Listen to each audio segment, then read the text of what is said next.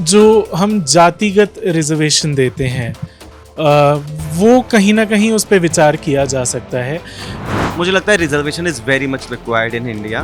मेरे 100 नंबर आए, 80 नंबर वाले को रिजर्वेशन मिला, उसको सीट मिली, मुझे नहीं मिली। मेरिट बेस पे कंपटीशन के उस पे एडमिशन होना चाहिए। जो सोसाइटी अपर कास्ट का, उसमें एजुकेट होना कोई इतनी बड़ी बात नहीं है। हम ऑप्रेस्ड होके नहीं आए हैं। शिक्षा व्यवस्था की जब बात होती है, जब बात शिक्षा की होती है, जब एग्जाम की बात होती है, तो बात रिजर्वेशन की भी होती है। रिजर्वेशन को आप किस तरह से देखते हैं? शिक्षा का व्यवसायीकरण कुछ आने वाले कुछ बीते सालों में हुआ है। सरकारी सीटें हैं 10,000 15,000, 23 IIT हैं, उसमें भी मुझे लग रहा है 7-8 हज़ार सीट होती होंगी।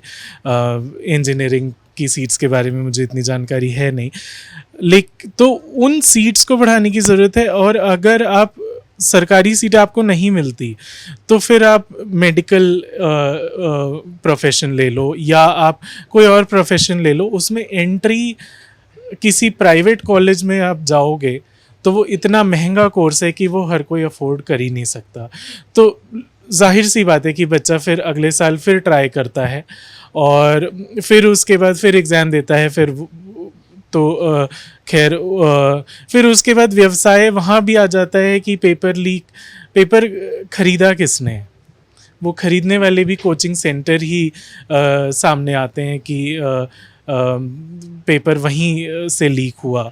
और उसके बाद आपने रिजर्वेशन की बात करी। रिजर्वेशन मुझे लगता है कहीं हद तक ज़रूरी है क्योंकि भारत में अभी भी ऐसे लोग हैं जिन तक सारी व्यवस्था, जिन तक सारी फैसिलिटीज़ अभी भी पहुंच नहीं पाती हैं। तो लेकिन रिजर्वेशन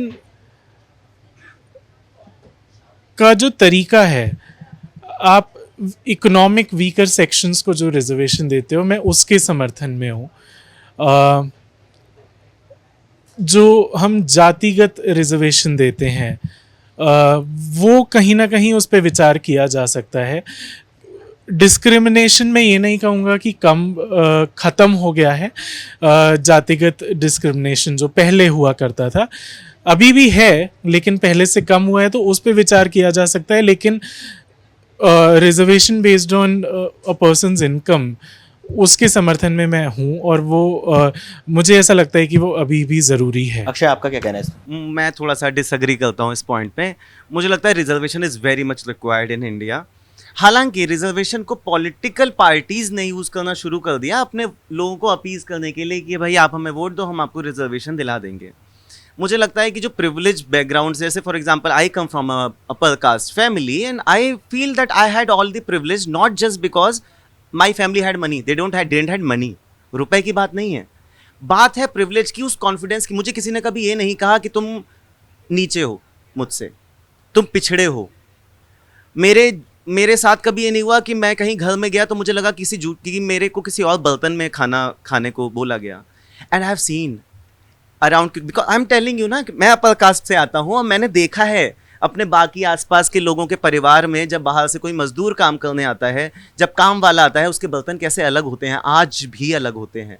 एंड डजेंट मैटर कि मैं कितना इस बात को अपने घर पे लड़ूं, उन्हें अभी भी ये बात समझ में हो सकता है ना आए। पॉइंट है आपसे एक सवाल भी कि मेरे 100 नंबर आए, 80 नंबर वाले को रिजर्वेशन मिला, उसको सीट मिली, मुझे नहीं मिली, तो उसको आप कैसे बताएंगे? देखिए मैंने इसलिए बोला, मुझे कहने के लिए जब मैं ये बात, इसका मतलब एक तब अगर उसको रिजर्वेशन मिल रहा था, मुझे नहीं मिल रहा था, ये सोच के तो नहीं मिल रहा होगा कि मुझे जरूरत नहीं है, इसीलिए तो नहीं मिल। शिक्षा की जरूरत तो सबको होती है। बिल्कुल जरूरत होती है। मैं यही बात, देखिए जो निचले तबके से, मुझे ये बात समझ में आ गई ना, उसको ये बात अपने आप समझ में कैसे आती? जो इंसान ऐसे बैकग्राउंड से आ रहे हैं लोग, जहाँ पर शिक्षा नहीं पहुँची, आज तक नहीं पहुँची थी, है ना, उन तक कैसे पहुँचेगी अगर उनको रिजर्वेशन नहीं मिलेगा?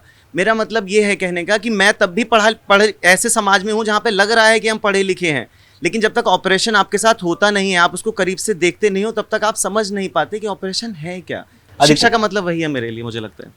आपने रिजर्वेशन की बात करी, अब जैसे मैं अपना बताती हूँ। जैसे हमें पता है एकेडमिक्स में, पढ़ाई में क्या होता है कि नीट की बात करते हैं स्पेसिफिकली, तो अब जो जनरल कास्ट है या जो जिनकी अपर कास्ट है, उनको बहुत मेहनत करनी पड़ती है कि अगर उनके 680 नंबर भी आ जाते हैं उनको नहीं मिलता एडमिशन। पर जो लोअर कास्ट है, अगर वो हल्की सी भी मेहनत करे, उनका एडमिशन हो जाता है अच्छे कॉलेज में। तो आई थिंक एजुकेशन में मेरिट बेस पे कंपटीशन के उस पे एडमिशन होना चाहिए। मैंने जब जितना इसको समझा है, मुझे ये समझ में आता है कि इसकी कंप्लेन जनरली हर कोई करता है कि मतलब कि मैं इतना मेहनत कर रहा हूँ, मेरे 600 नंबर आए और कोई मतलब दूसरे कास्ट है 300 नंबर आए, उसके हो गए। मुझे ऐसा लगता है कि हमारा जो सोसाइटी अपर कास्ट का, उसमें एजुकेट होना कोई इतनी बड़ी बात नहीं है। हम ऑप्रेस्ड होके नहीं आए हैं। हम जहाँ से आए हैं और वो जहाँ से आए हैं उसमें बहुत अंतर। तो जब रिजर्वेशन लाया गया था तो यही सोचा गया था कि अगर वो एजुकेट हो जाएंगे तो उनकी पूरी कम्युनिटी प्रेजेंट जो एजुकेशन सिस्टम है इस समय की अगर हम बात करें, जैसा इन्होंने बोला, जागृति ने बोला कि भाई शिक्षित होने का अधिकार सबको है, तो वर्तमान जो परिस्थितियां हैं उनमें आप शिक्षा व्यवस्था में एजुकेशन को, आरक्षण को कितना जरूरी समझते हैं?